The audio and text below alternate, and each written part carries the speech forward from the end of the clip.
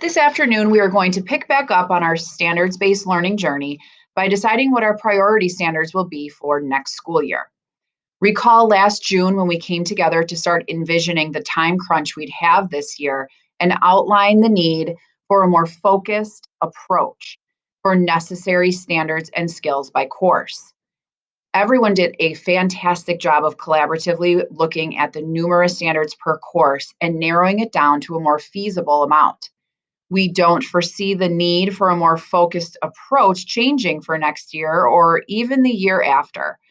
It is no surprise that the remote environment did not work for every student, and many students' work samples can prove that. We know that there will be even larger gaps than we're used to that we need to fill beyond and next year and beyond due to the disruption in face-to-face learning. Today, your content area facilitators will guide you through a process of reflection of this year's chosen standards and identification for next year's standards so that school data can build out a sandbox in Infinite Campus for you to practice standards-based grading in next year. All courses except for AP, IB, concurrent enrollment, PAC, and Project Lead the Way will then move to standards-based grading during the 22-23 school year. AP, IB, concurrent enrollment, PAC, and Project Lead the Way, or any other courses that have an outside entity dictating our curriculum would be last to fall in line for standards-based learning. We recognize that there are some content areas, though, that may want to try standards-based grading officially next year. You will all have the opportunity to give feedback on whether or not you'd like your course to go standards-based next year in May.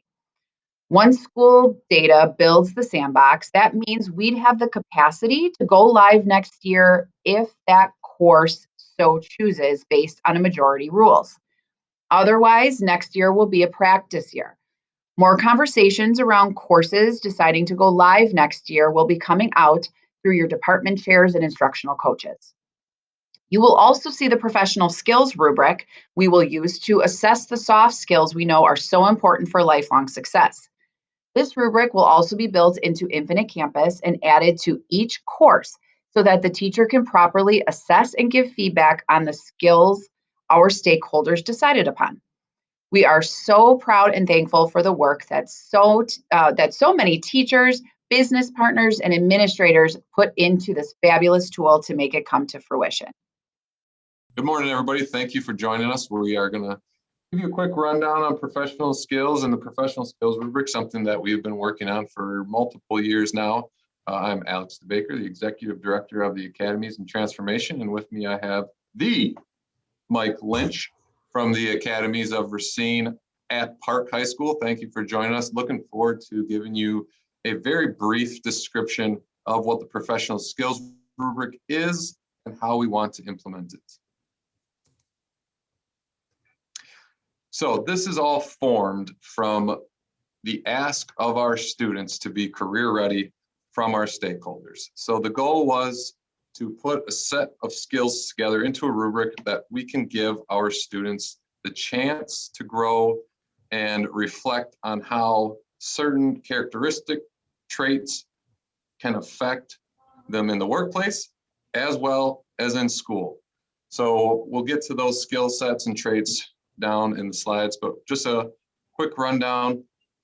This is the focus to help prepare students for a career. This is both identified traits that we see in the classroom and in the workplace.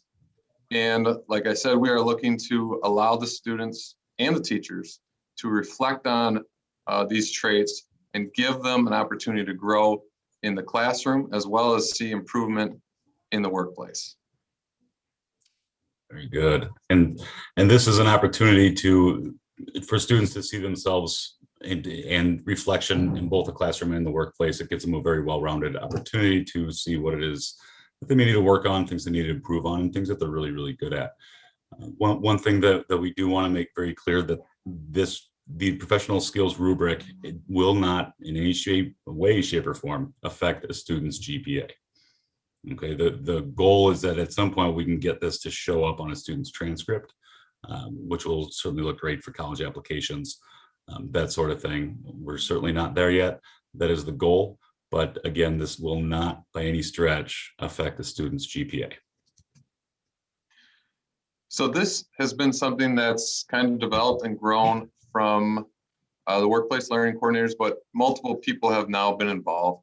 And I'd like to give a shout out to the foundation. We had 2 health service teachers pretty much build the framework for it, and then we adapted it to now be across the academies. Multiple people were involved, multiple offices.